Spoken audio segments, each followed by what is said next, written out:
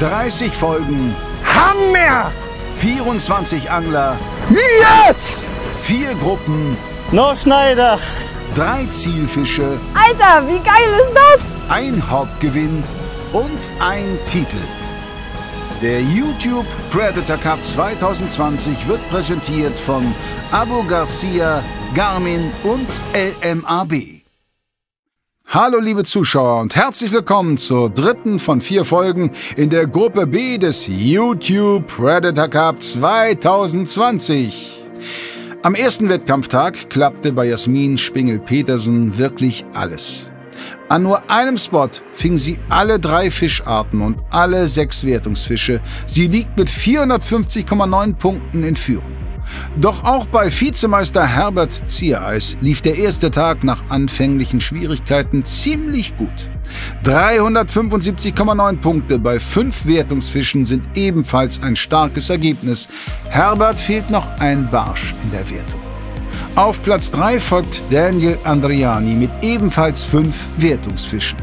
Ihm fehlt noch ein Hecht und ein paar bessere Fischgrößen wird er zum Weiterkommen sicher auch brauchen. Die großen Fische bereits gefangen hat Enrico Di Ventura. 2 große Barsche und ein kleiner Hecht hat er bereits auf dem Konto. Er braucht noch einen Zander und 2 beliebige maßige Fische für ein volles Scoreboard. Salah El Babucci und Julien Tronc gingen am ersten Tag leer aus. Sie müssen heute richtig liefern, um ins Viertelfinale einzuziehen. Julot, Salah und Daniel fischen heute in Zone A. Herbert, Enrico und Jasmin in Zone B. Yeah, in the stove, on the corner of my road. I should've took the boat. Yeah, I could've took the boat. Yeah, I'll be in a fuss. All my friends going Mein up. Plan ist jetzt, in den Hafen da auf alle Fälle 2 Barsche zu fangen, mit so groß wie möglich natürlich, dass ich da überhaupt noch eine Chance habe. Schauen wir mal, Köderfisch ist da, Kormorane sind da, also hunderte Kormorane in den Hafen, also der ganze Hafen ist voller Fisch und ja, ich hoffe mal, dass ich da 2 Barsche fange. Momentan bin ich noch ein bisschen nervös, aber schauen wir mal. Made a couple bets on my own. Now all they wanna do is pay for it. They don't wanna see me get money. And they don't want nothing to do with peace. I jump up in that whip, they call police. Guten Morgen, liebe Angelfreunde. Neuer Tag, neues Glück. Es geht jetzt gleich auf Zander. Wir sind relativ früh aufgestanden. Ich bin aufgeregt. Heute ist mein zweiter Tag und letzter Tag. Ich gebe auf jeden Fall alles. Der Plan ist ein bisschen anders als gestern. Ich würde lieber ein bisschen länger schlafen. Aber die Zander sind auch morgen früh unterwegs. Dann machen wir das halt. Es kommt erst ein OV-Köder dran. Dann versuchen wir erstmal ein paar Würfe. Und der Plan eigentlich, ein paar Zander schnell rauszuholen. Innerhalb, am besten, wenn alles gut läuft, vielleicht 30 Minuten, vielleicht eine Stunde. Dann geht es auf Hecht und dann geht es auf Barsch. Ich bin mal echt gespannt. Also ich bin echt heiß. So, die ersten Würfe. Also da ist alles voller Fisch, das ist Wahnsinn, da hackelst du nur noch an. Aber die beißen auch noch. Ab.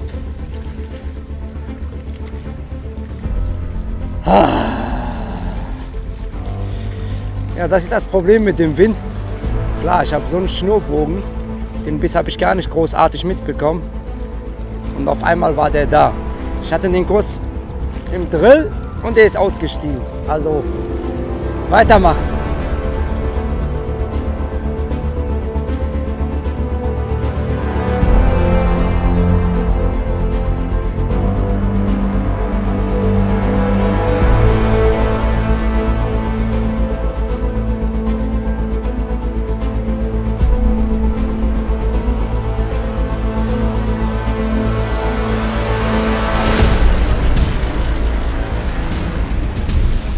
Ich hoffe mal, dass irgendwann einmal so ein gestreifter Fischerl auftaucht.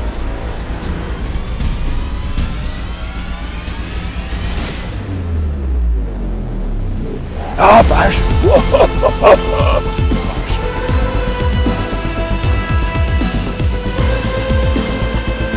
Ja, Bring uns vor. Ja. So, der erste Barsch ist da. Leider bloß 34, aber es geht um jeden Zentimeter und jeden Millimeter, glaube ich. Aber der Anfang ist gemacht. Das ging schnell. Herbert holt sich einen 34er Barsch und damit seinen 6. Wertungsfisch. Er klettert auf 443,9 Punkte.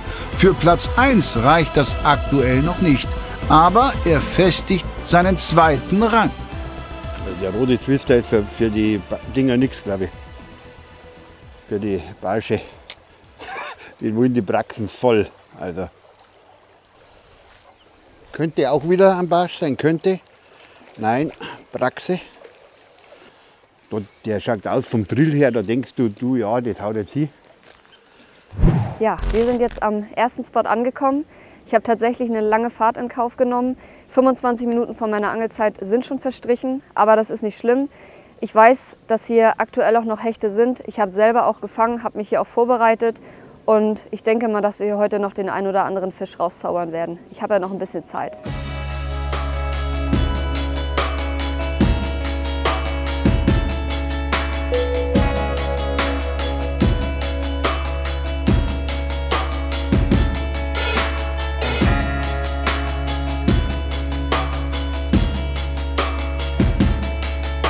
Ja, Kondome gibt es hier auch.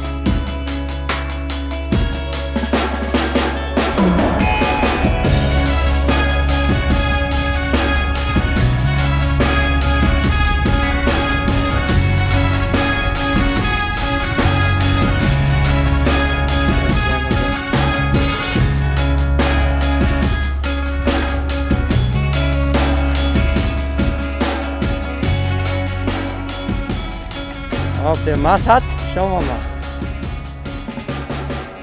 Der hat 53. So, der erste und das fast nach 2 Tagen. Ich freue mich riesig. Die sind am Platz, ich muss jetzt schnell weitermachen. Und 3 Stück davon reicht, dann geht es auf Hecht auf Barsch. Ich lasse ihn mal schnell frei, besser. Das muss sich wie eine Erlösung anfühlen. In den letzten Folgen konnten wir mit ansehen, dass auch ein Vollprofi wie Salah mal einen Katastrophentag erwischt. Heute scheint es Petrus besser mit ihm zu meinen. Mit 68,9 bringt er seine ersten Punkte aufs Board. Ich lasse weiterhin den Komodo dran. Und dieses Mal mit einem OV-Kopf. Und ein bisschen leichter. Man muss irgendwie einen Kompromiss finden zwischen weit werfen und trotzdem eine vernünftige Absinkphase. Ja, und da muss man einfach experimentieren. Schauen wir mal.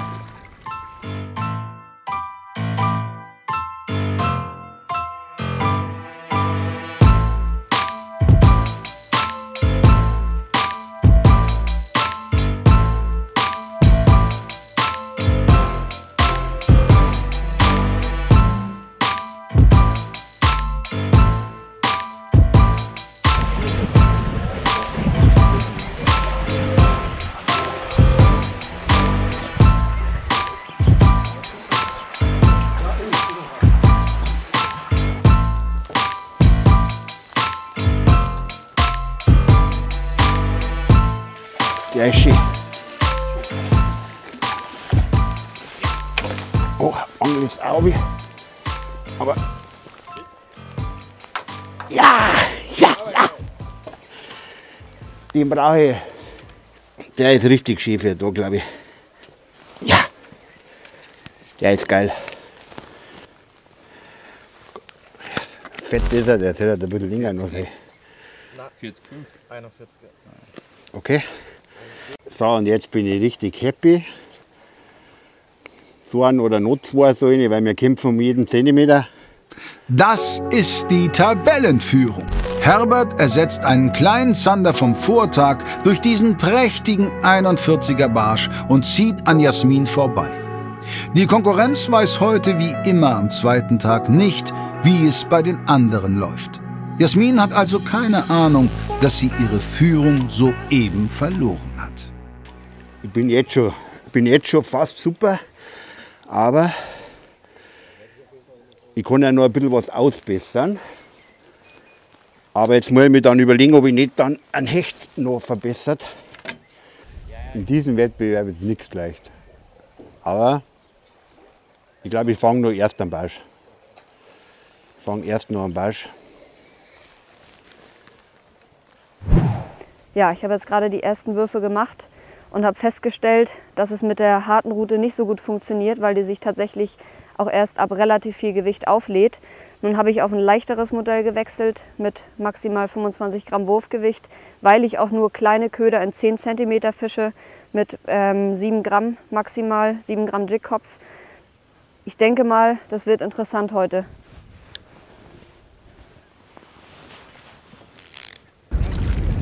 Ja, leider verdammt viele Fehlbisse heute. Ich stehe extra ein bisschen schräg bzw. tief, damit ich die Rutenspitze unter Wasser legen kann. Sonst verliere ich wieder den Kontakt zum Köder. Aber diese Fehlbisse heute, entweder sind die verdammt vorsichtig oder einfach liegt es an dem Schnurbogen, dass man den Biss einfach viel zu spät mitbekommt. Also ungefähr so 5 Meter Fläche, die man abfischen kann, und dann war es das wieder. Wenn da kein Biss kommt, dann kann man schnell den Köder rausholen und weiter geht's. Also bequem ist das nicht. Einen wunderschönen guten Morgen. Es ist 7:45 Uhr. Mein Ziel ist es, heute in den Tag zu starten um 8 Uhr. Die junge Dame spricht dazwischen, aber wir wissen, wir müssen auf die Frauen hören, deswegen mache ich, was sie sagt. Tag 2 vom YouTube Predator Cup 2020. Der Tag 1 ist für mich unterm Strich sehr gut verlaufen, muss man sagen. Ich hatte als Zielfisch die Barsche im Visier und die habe ich auch gefangen. 2 Ausnahmefische von 48 und 49 cm, was obergeil ist. Und einen kleinen Hecht, zum Glück auch noch als Beifang. Jetzt habe ich aber, jetzt muss ich mal kurz aufpassen, so. Jetzt habe ich aber das Problem, in Anführungsstrichen, dass ich ein bisschen unter Zugzwang geraten bin. Denn ihr wisst, nach Tag 1 ist Jasmin extrem stark gewesen und auch Herbert hat noch aufholen können. Also da war schon einiges, was da noch passiert ist. In den letzten Stunden sind gute Zander gekommen. Daniel ist auch sehr, sehr gut dabei. Bis jetzt Salah und auch Julot, also der französische Mitstreiter, leider nicht so gut gestartet. Also ich finde es halt schade, weil es dann wahrscheinlich nicht so ganz spannend ist dann auch für die Jungs. Aber wir wissen es ja noch nicht. In Gruppe A hat es auch die ein oder andere Überraschung am zweiten Tag gegeben. Und ich hoffe, dass ich den zweiten Tag so gut bestreiten kann, dass ich dementsprechend vielleicht doch noch den Platz aufs Treppchen schaffe. Ziel ist es, Zander zu fangen. 3 Stück brauche ich. Aber irgendwie muss ich auch noch einen größeren Hecht fangen. Also der Hecht muss auf jeden Fall stehen bleiben.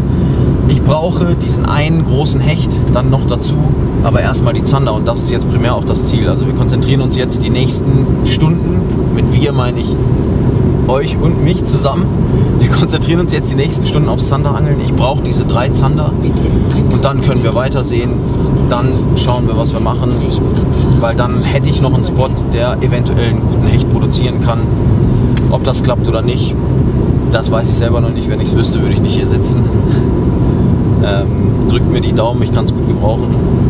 Viel Spaß beim Zusehen. YPC 2020 bei Hecht und Barsch.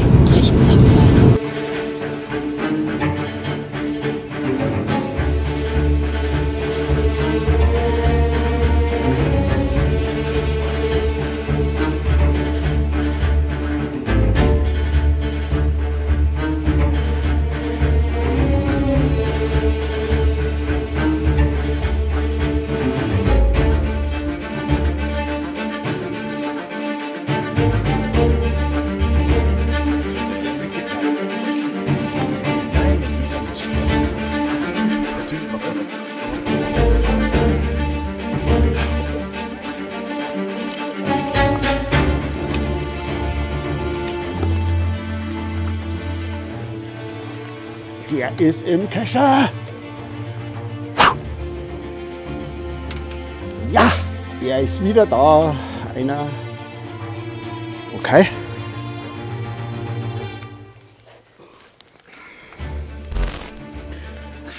Noch ein schöner Barsch und eine weitere Verbesserung. Herbert ersetzt einen 52er Zander und steht nun bei 475,1. Zeit für einen Strategiewechsel. So, jetzt, der Plan ist top aufgegangen. Ich habe jetzt 3 Barsche gefangen und ich kann jetzt eigentlich da an den Plätzen keinen größeren Barsch nicht mehr fangen. Und jetzt versuche ich noch einen großen Hecht zu fangen, weil ich da meine Verbesserung am ehesten sehe. Wobei über 80 cm Hecht natürlich auch nicht so leicht zum Fangen ist. Ob das natürlich auch wieder so klappt wie mit den Barsche, also wäre wünschenswert. Finalement, il y a eu un changement de plan. Le spot par lequel je voulais commencer était déjà occupé. C'est aussi ça la compétition, ça veut dire que c'était un bon spot. Déjà que j'ai pas beaucoup de spots, si en plus ils sont occupés, ça va être compliqué.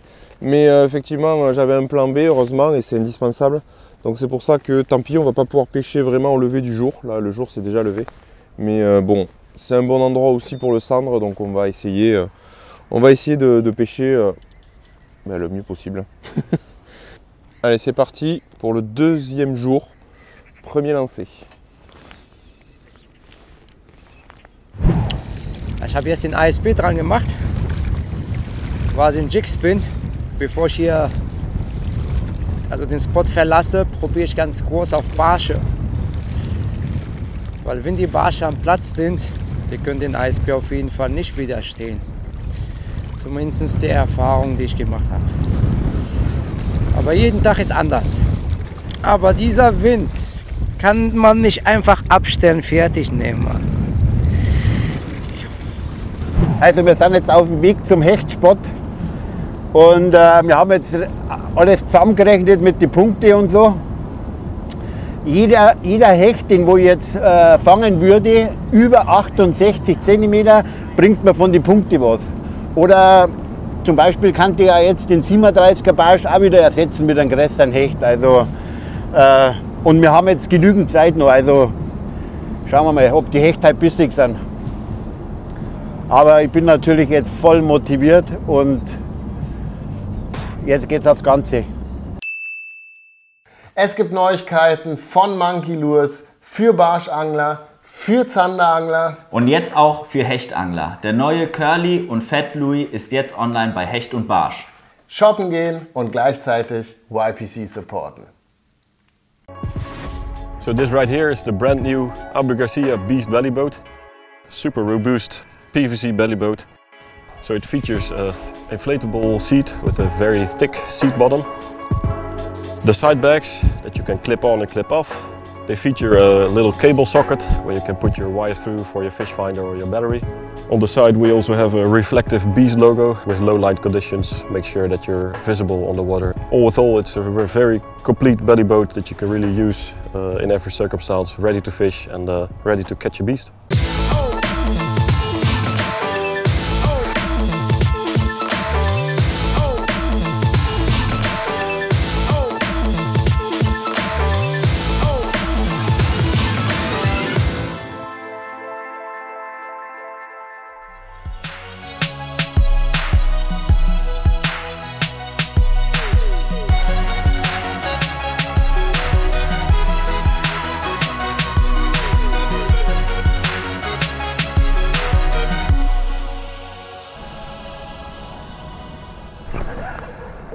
Scheiße, eine Brasse.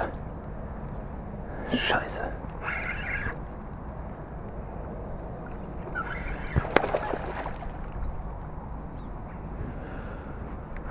Leute, das wäre so schön gewesen. Das ist ein echter Fisch. Also ich meine, es ist ein echter Fisch. Hier gibt es immer extrem viele gute Brassen, wie ihr sehen könnt.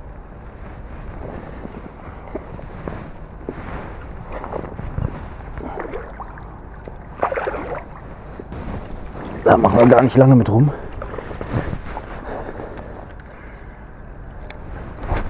Ich bin zum Zanderangeln hier. Ja, hier an dem Ufer stehen extrem viele richtig fette Brassen.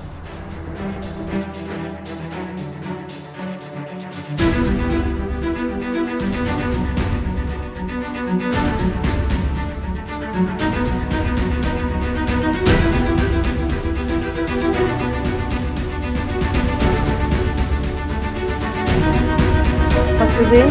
War auf dem Jig gefaltet, ne?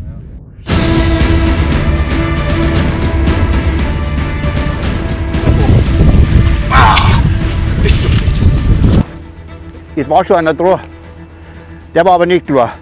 Also, leck.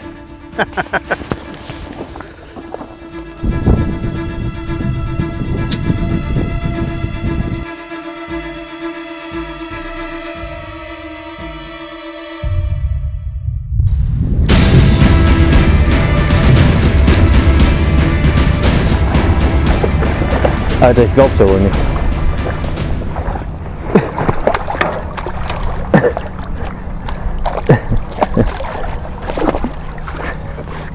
Das kann doch nicht wahr sein. Ich fange wahrscheinlich den einzigen Hecht, den es hier drin gibt. Aber ey, Fisch, vielleicht hat er sogar 49. Scheiße. So, dann wollen wir den kleinen Esox mal messen.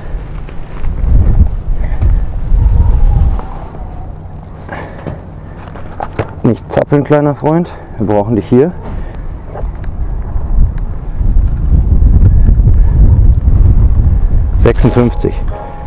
Nicht der gewünschte Zander, doch auch dieser Hecht verbessert Enricos Punktestand.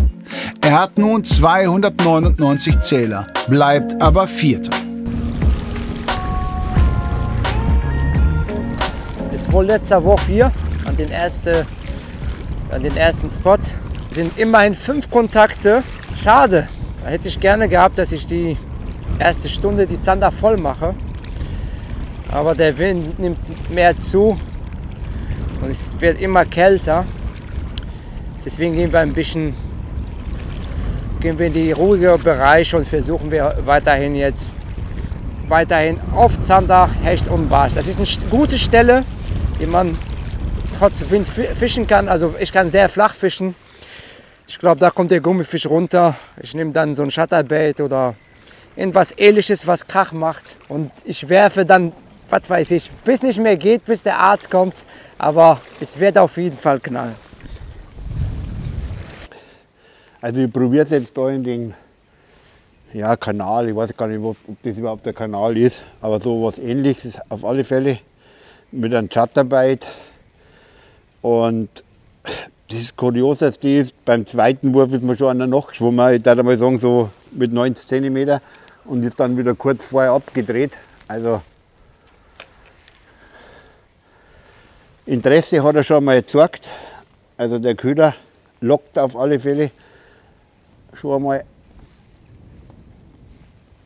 Aber ich habe mit denen schon viel gefangen. Also auf den Köder vertraue ich und ich kann ja dann einmal einen anderen auch noch hin tun, aber vorerst fische ich mal mit dem Shutterbait.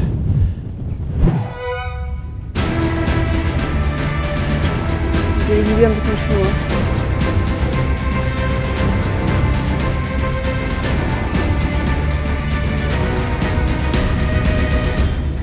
Oh, Alter. Oh, fuck, ey. Was ist denn los?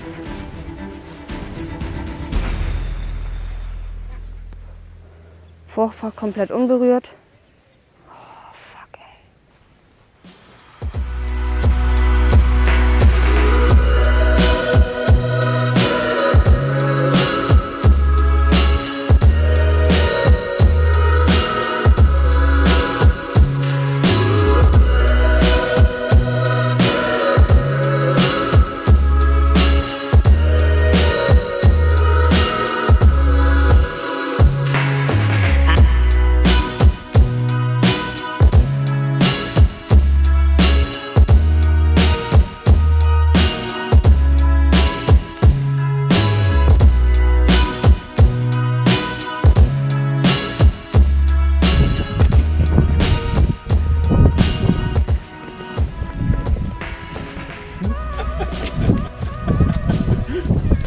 Also, mein Köder ist bloß nur ein Shutterbait Schaufel geworden jetzt. Hat sich irgendwie ausgeklinkt, komischerweise irgendwo, da vorne. Aber Gott sei Dank haben wir ja noch ein paar dabei. Ja, ich habe jetzt die Route doch noch mal wieder umgetauscht. Ich dachte, es würde mit der leichten Route gut funktionieren, hat es aber nicht, nachdem ich 2 Fische verloren habe. Ob es nun an der Route gelegen hat, weiß ich nicht ganz genau, aber ich habe gerade ein besseres Gefühl, wenn ich doch die 60 Gramm Route fische, die ich gestern auch den ganzen Tag hatte. Und irgendwie habe ich auch das Gefühl, dass sie mir ein bisschen Glück bringt, weil ich damit auch den 90er Zander gefangen habe vor kurzem und auch ganz viele andere Fische. Deswegen habe ich jetzt wieder meine gute Slim Jim mit bis zu 62 Gramm Wurfgewicht. Ist ein hartes Brett, aber die Fische sitzen und die drillt wirklich super, diese Route. Oh, it's a beautiful Western lure. Yes, j'ai gagné un leurre. Je suis pas venu pour rien. Avec un joli petit bas de ligne. Allez. Guten Morgen alle. Nach der ersten Tag. Es hat gut angefangen. Ich war im ersten Platz zum Starten irgendwann mit den ersten Updates. Irgendwann war ich auf der zweiten Platz. Und tatsächlich nach der Ende des Tages war ich im dritten Platz. Also ich starte heute im dritten Platz. Gestern war es echt krass mit dieser 4 Uhr aufstehen und so weiter. Heute ist es ganz entspannt. Also jetzt haben wir 10:30. Ich denke, bis wir wirklich starten, ist es 11 Uhr mit der ersten Wurf. Später darf ich auch nicht starten. Also das heißt, wir werden bis 19 Uhr heute durchangeln. Mein Plan ist ganz klar. Ich kenne die Ergebnisse von gestern. Es war mir leider bewusst, dass diese Gruppe wird sehr, sehr gut fangen. Ich bin mir auch relativ sicher, heute wird Salah auch gut fangen, weil er hat gestern gar nicht gut performt. Er ist einfach zu gut ein Angler, um 2 Tage hintereinander nicht gut zu performen. Herbert wird sicherlich seinen Fisch voll machen. Enrico wird auch sicherlich seinen Fisch voll machen. Das heißt, ich habe ein bisschen nachgerechnet und es wird echt schwierig. Ich brauche 4 große Hechte. Vom groß meine ich brauche einen Durchschnitt von 85 bei den 4 Hechte. Das würde mir auf jeden Fall eine Chance geben. Und um, sage ich mal, absolut sicher zu sein, muss ich wahrscheinlich mein Zeti auch verbessern. Deswegen, Plan steht ganz klar. Ich würde heute Poldergraben fischen. Ich habe mehrere Poldergräben. Während dem Tag würde ich dir auch erzählen, wie ich zu diesen Poldergräben gekommen bin. Würde die ganz langsam ausfischen. Das ist natürlich was ganz anderes, wenn man alleine fischt oder wenn man zu zweit gegen jemanden fischt. Auf so eine Poldergraben versucht der anderen immer vorzulaufen, um den nächsten frische Wurf zu haben, wo keiner geworfen hat. Hier kann ich das sehr entspannt machen mit Ruhe. Viele von euch haben gesehen, wie ich schön rausgeflogen bin in der ersten Staffel der YouTube Predator Cup gegen Toby. Das war tatsächlich mein allererstes Mal überhaupt auf ein Poldergraben. Aber auch wenn ich zerschmettert worden war vom Toby in der Partie, muss ich sagen, die Poldergraben-Anglerei als solches und selber hat mir extrem gefallen. Es ist eine sehr, sehr spannende Anglerei. Man geht ganz langsam, leise hin, macht kurze Würfe mit der Baitcaster und wartet, dass irgendein Riesenhecht irgendwie rausschießt. Sehr, sehr spannend. Und ob es klappt oder nicht heute, weiß ich nicht. Aber auf alle Fälle, ich bin nicht abgescheut von der ganzen Poldergraben, wie ihr merken würdet. Und wir werden das heute auf jeden Fall durchziehen. Drückt mir den Daumen und ich hoffe, dass ich heute was liefern kann für euch. Und natürlich für mich auch.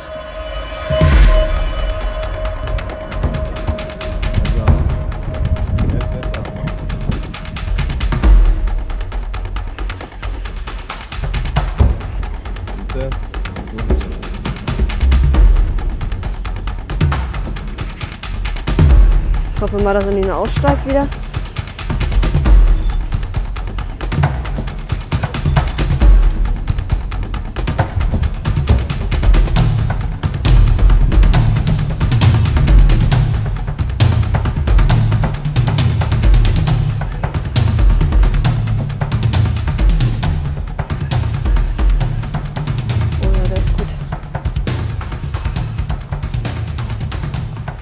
Ja, ich weiß, ich sehe schon. Ja, perfekt, yes, geil. Schon mal den ersten Hecht gefangen heute am Morgen, nachdem ich 2 verloren habe. Da liegt er im Kescher. Hier ist er. Der erste Fisch des Tages nach 2 Aussteigern. Zwar kein großer, aber da kommt bestimmt noch einer. Ich habe noch ein paar Stunden Zeit. Schauen wir mal, wie lang er ist. Eine kleine Verbesserung, aber immerhin. Ein 47er Zander wird durch diesen 66er Hecht ersetzt. Jasmin verbessert sich um 4,4 Punkte. Für Julot, der noch immer keinen Fisch hat, steht der erste Platzwechsel an. a changé d'endroit. Ça n'a rien donné ici non plus. Donc on va revenir sur un spot qu'on avait pêché lors du pré-fishing, qui avait donné un peu de cendre. C'était ma solution B. Donc on va tester ça. Et ce serait bon là que je fasse du poisson au moins de la touche, parce que là le moral il est au plus bas. J'ai rarement été aussi frustré. Et si je m'écoutais, je rentrerais à la maison. Mais bon, on est en compétition. Donc on va essayer jusqu'au bout. Jusqu'au bout, on lâche rien. So, ich mache jetzt einen Köderwechsel. Probiere mal so ein Rickeser Roach, die wo ich jetzt dann extrem langsam führen werde. Nur mit ein paar Gramm Blei. Ultra langsam werde ich die jetzt fischen. Der war mein Lieblings-Shadowbait letztes Jahr. Ist sehr schwer, vom Boomer, von Banki. Und was ich festgestellt in Practice, das Teil hier sieht echt komisch aus. Ist einfach ein Jigkopf mit so Haare, sieht wie so eine Streamer oder sowas aus. Das ist, was ich damit starten würde. Also beim Polderangel ist es klar, man läuft viel. Die mich ein bisschen besser kennen, wissen, das ist nicht unbedingt meine Spezialität, überall rumzulaufen. Ich mache es eher ein bisschen gemütlicher. Und deswegen muss man echt auf das absolute Minimum reduzieren. Das wird mein Tacklebox für heute sein. Perfekt, passt in die Tasche. Und dann muss ich nur eine Router und einen Kescher dabei haben. Zange habe ich auch mit in der Tasche. Maßband sollte ich nicht vergessen. Das sollte ich direkt tun, bevor ich die vergesse. So, und dann eigentlich sind wir ready. I ran up a check, I might do it again. Enemies close, had me thinking they're friends. 10 toes down, I'll be free until the end. Crib outside the city, I don't feel safe in my hands. Took so many years, I'm just waiting for the wins. I'm in debt to no one but the one who took my sins. I do it for real, there's no reason to pretend. If I do it once, I do it again. Add it up, bankroll, euro, peso, add it up. I'm just doing me, everything is on me. Oh, you matter what? Add it up, bankroll, euro, peso, add it up. So Leute, wir sind jetzt am Spot Nummer 2 für heute. Also ich erhoffe mir auf jeden Fall dicke Barsche hier. Aber Zander sind auch langsam flach. Kommt erstmal ein kleiner Crankbait dran. Ja, wir haben so viel Wasser in Holland, aber trotzdem trifft man sich auf die Konkurrenz am selben Spot. Also die Regel sagen 10 Meter Abstand halten, aber hier ist so viel Wasser, also wir kommen uns da nicht zu nah oder in der Quere. Oh, wir sagen kurz Hallo und dann legen wir los.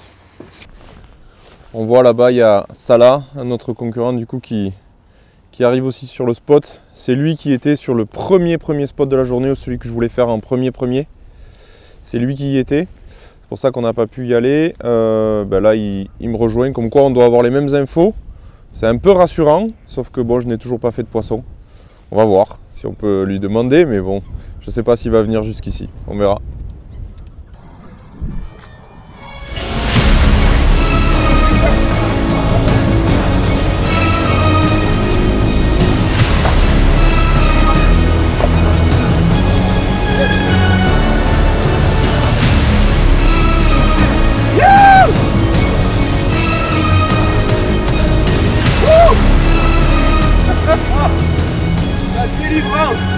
La délivrance. Wow. Ça va? Ja, cool, enfin. J'ai l'impression d'avoir accouché d'un énorme bébé. Petit leurre vert, 3 pouces. Et là, tu vois, petit jaune. Cool. Oh, regarde. Watch it. Ja, so ist das. Wie gesagt, so viel Wasser und trotzdem will man den gleichen Spot fischen. Und wie geil ist das denn? Ich komme gerade vorbei und der hat schon den ersten Fisch. Sein ersten Fisch, klar, die Freude ist riesig. Ich freue mich riesig für ihn. Thank you. Der Kollege aus Frankreich, der hat es vorgemacht. Trotzdem laufe ich ein paar Meter weiter, damit er seine Ruhe hat.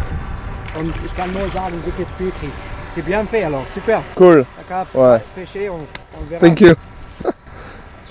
Super touche. Une vraie touche. Bam. Et le leurre décroché dans l'épuisette. Donc vraiment, voilà, un joli poisson. on va le mesurer et on va voir sa maille, c'est sûr. Donc j'ai mes premiers points de la compétition. Mais bon voilà, c'est pas encore un monstre et l'idéal ça serait d'en faire encore quelques-uns comme ça. Bah, ne serait-ce que pour passer un bon moment. Parce que je pense que niveau compète, j'ai pris trop de retard. Mais bon, allez, on va essayer de le mesurer. On va le remettre à l'eau et on va essayer d'en trouver d'autres. C'est donc la première fois que je vais utiliser 61,5. Ah non, ok, 61. Julot ist überglücklich. Endlich der erste Fisch und dann auch gleich ein gutes Kaliber. 79,3 Punkte. Er überholt damit Salah, der sich allerdings wirklich über den Fisch des Kollegen zu freuen scheint. Ein toller sportlicher Moment beim YouTube Predator Cup, in dem die gemeinsame Leidenschaft über die Landesgrenzen hinaus für ein paar Sekunden wichtiger ist als die nackten Punkte. Doch bei aller Freude über diesen Moment, auch woanders ist schon wieder eine Rute krumm.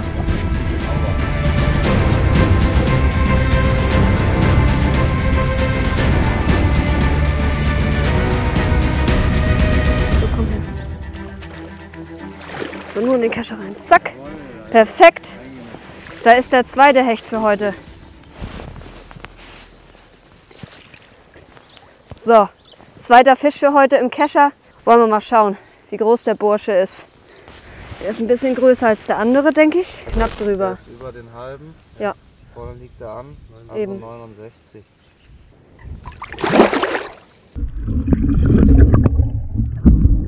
Jasmins Hecht ist wieder ein kleines Upgrade. Der zuvor gefangene Hecht wird um 3 cm verbessert. Auch der 6. Angler ist mittlerweile bereit für seinen ersten Wurf.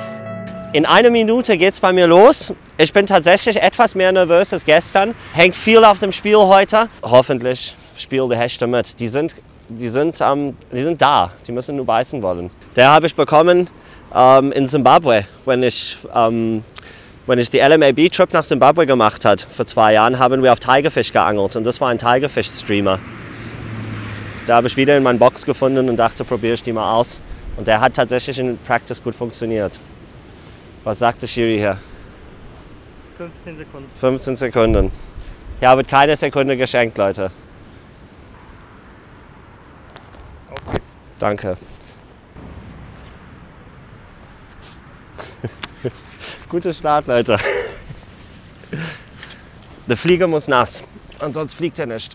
So, jetzt.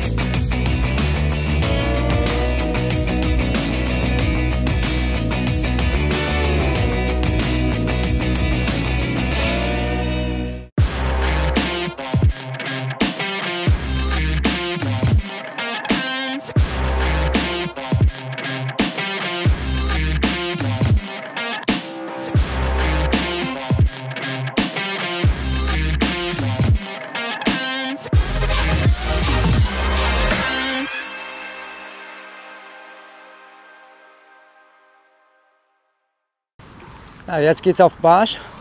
Also, und ich merke sofort, ich fühle mich hier viel wohler, weil es einfach flacher ist. Ich kann mich austoben, ich kann verschiedene Köder nehmen. Ja, ich jigge auch gerne am Gummifisch, ist halt aber ein bisschen eintönig. Hier macht es mehr Spaß. Und der Franzose hat ja gefangen. Ich kenne auch die Stelle, habe ich auch gefangen. Also von daher kann nur besser werden. Kann nur besser werden.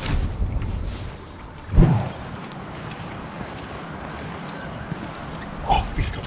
Hä? Biss oder eher Biss. Ja, da habe ich natürlich schon etliche gefangen. Kann ich nicht sagen. So Leute, ich habe jetzt abgerissen. Ist mir eigentlich ein blöder Fehler passiert. Der Wind hat den Wurf ein bisschen nach rechts korrigiert. Ja, und dann ist der Jigkopf in so einem Holzbalken hängen geblieben. Macht da nichts. Ich montiere jetzt mal ein neues Vorfach. Ich zeige euch mal einen Knoten, der eigentlich keiner ist, den ich sehr, sehr gerne mache. Ich hoffe, er klappt jetzt auch. Mit dem Wind ist das immer ein bisschen blöd. Meine Finger sind sehr kalt. Aber wir machen eigentlich nichts anderes, als dies doppelt zu legen zu einer Schlaufe. Dann legen wir das hier drüber, lassen ein etwas längeres Ende beim Fluo und wickeln das hier. Die Finger sind wirklich sehr kalt, aber wir wickeln das hier so drum. Zweimal, dreimal, viermal, fünfmal, sechsmal, siebenmal, achtmal, neunmal, zehnmal, 11mal, 12mal. Je dünner die Materialien sind, desto häufiger wickeln wir. Jetzt haben wir hier das Ende, also das Schlaufenende praktisch. Und da, durch dieses Schlaufenende, fädeln wir unser Fluorcarbonende. So. Jetzt haben wir hier so wie so ein Loop, ja, also wie so eine neue Schlaufe. Jetzt mache ich das einmal nass. Dann ziehe ich das langsam zu. Dann seht ihr, wie sich das hier so langsam zusammenzieht. Ja, so. So. Und ich halte beide Enden fest, also beide Enden des Fluorcarbons, das lange und das kurze, und beide Enden der Hauptschnur immer noch festhalten, bis das fast zusammen ist. So. Staucht sich das noch mehr, so, so, und dann lassen wir es los und dann twisten wir das Ganze so zusammen. Seht ihr, da zieht sich das wunderbar hier zusammen. Wir haben einen tollen Knoten, der eigentlich keiner ist, weil er eigentlich nur das Fluorcarbon zusammenzieht, also über dieses geflochtene Ende. Und dann haben wir einen richtig geilen, sauberen Knoten. Schön parallel verlegt. Den knipse ich jetzt noch sauber ab. Und der hält auf jeden Fall. So, hier nehme ich natürlich die Predax Snaps, also aus der hauseigenen Produktion sozusagen. Also, und hier nochmal genau das gleiche so ungefähr. Wir gehen hier durch den Snap hier unten. Und dann mache ich immer einen ganz speziellen Knoten. Ich wickel den von oben nach unten runter. Und zwar 1, 2, 3, 4, das reicht. Und dann nehme ich das Ende hier unten und halte hier oben eine Schlaufe fest die ganze Zeit. Und hier durch kommt dann das Ende. Das hat den Vorteil, dass wir den Knoten erst langsam zusammenziehen, dann runter, so ganz langsam, so, und der sich hier unten dann richtig festziehen kann. An dem Ende müssen wir ziehen. Wenn ich aber den normalen Wirbelknoten mache, habe ich immer das Problem, dass sich der Knoten auf dem Fluo hier, auf dem letzten Ende zusammenzieht und wir das Fluo immer so ein bisschen anrauen und beschädigen, und das will ich eben nicht. Jetzt muss nur noch ein Zander kommen.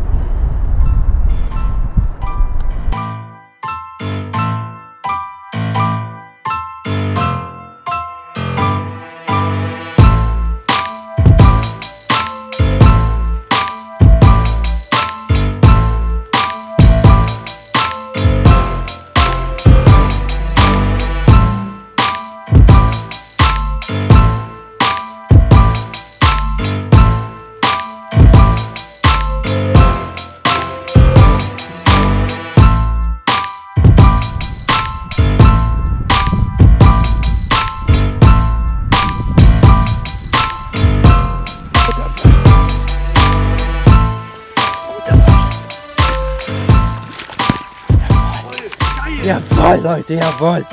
Da ist der Bann gebrochen. Alles richtig gemacht, alles richtig gemacht. Mir fehlt ein Stein auf den Herzen, Leute. Ich glaube, wir gehen hier fast auf die 50 zu. Unglaublich. Ich freue mich. Unglaublich. Und ich sage nur, das ist Angeln. Schön unter die Boote, flach fischen und dann kommt sowas dabei raus. Das macht einfach Spaß. Okay. Also 50 hat er nicht, aber ich denke mal 45, 46 vielleicht. Wunderschöner Fisch. Schaut euch das an, wie dick der ist. Ja Leute, es wird aufgerundet, also ganz knappe 46 und somit ist es ein 46er Barsch. Und schaut euch das an, wie dick der ist. Wunderschöner Fisch. Wunderschöner Fisch. Wir machen es ganz schnell, er muss wieder zurück. Wunderschöner Fisch. Ja, und er will schon los. Man fischt auf Barsch und man fängt auch Barsch. Und das macht einfach Spaß, statt irgendwie irgendwas zu erhoffen. Das heißt, wenn der Plan aufgeht, ja, Köder habe ich euch gar nicht gezeigt, kann ich gerne machen. Ist ja kein Geheim mehr, ist ein Chatterbait. Aber ganz ehrlich, ich habe total Vertrauen in die Farbe. Klar, das ist der Popeye von uns, von Spro. Wunderschöner Lauf, aber die Farbe plus ein Chatterbait hat mir immer sehr viele Fische gebracht. Ob es der Zander, Hecht, Barsch, der bleibt natürlich jetzt dran. So, weiter geht's. Heute zeigt sich Salah so, wie man ihn kennt. Ein wunderschöner Barsch, der ihm satte 92 Punkte bringt. Wird das noch eine Aufholjagd à la Frédéric Julien? Julot hat mitbekommen, dass Salah etwas gefangen hat. Allerdings hatte die Fischart aus der Ferne nicht so richtig erkennen können. Il semblerait que Salah ait attrapé un poisson aussi. Donc tant mieux pour lui, je suis content. Je pense que c'est un petit cendre aussi. Bon, je voulais pêcher un petit peu là-bas aussi, c'est pas grave. On ira peut-être après lui. Et là, la difficulté, c'est que le vent s'est levé depuis que je suis arrivé. Et il souffle d'un point de vue latéral. Et donc pour maîtriser sa bannière et animer son leurre, c'est assez difficile. Il y a trop de mou dans la bannière, donc c'est possible de louper des touches. Donc je sais pas, on va voir. Soit je vais aller me mettre en face pour avoir le vent dans le dos, soit on va changer d'endroit ou je vais plomber un peu plus. À voir. Je vais essayer différentes choses. Ja, den habe ich jetzt hier rausgeholt. Das heißt, die stehen versteckt unter die Boote. Und dann muss jeder Wurf sitzen. Und wir müssen die, also ich muss die rauskitzeln, also dass sie unter die Stege rauskommen und das Ding einfach knallen. Nicht einfach, aber macht, und gerade deswegen macht das voll Spaß.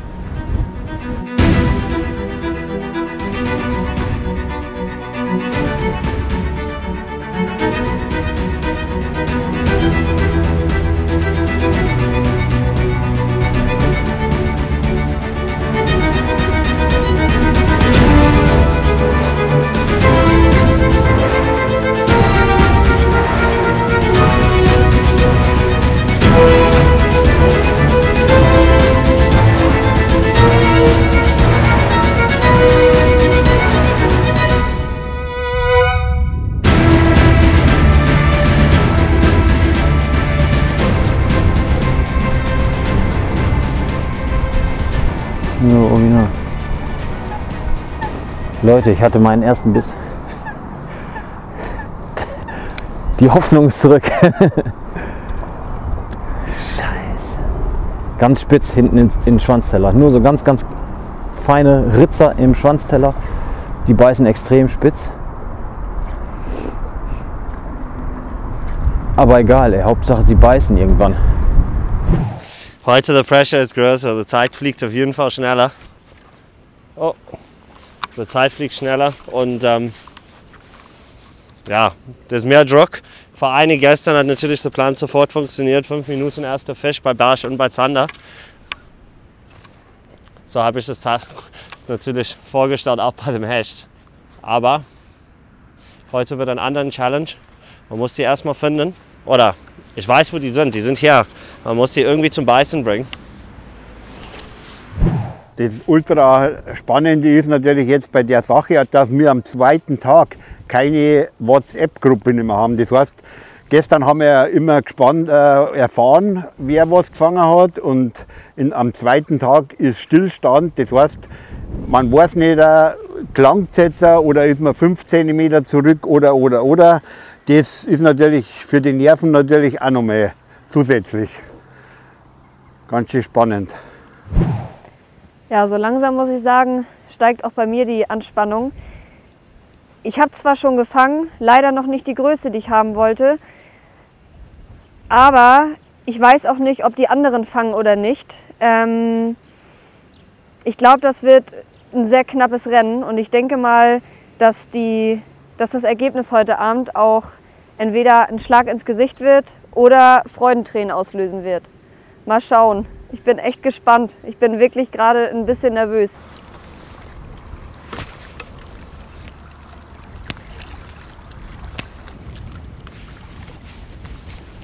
Tja, wenn man nichts riskiert, fängt man auch nichts. Also heute hängt alles. Selbst der Kescher hängt.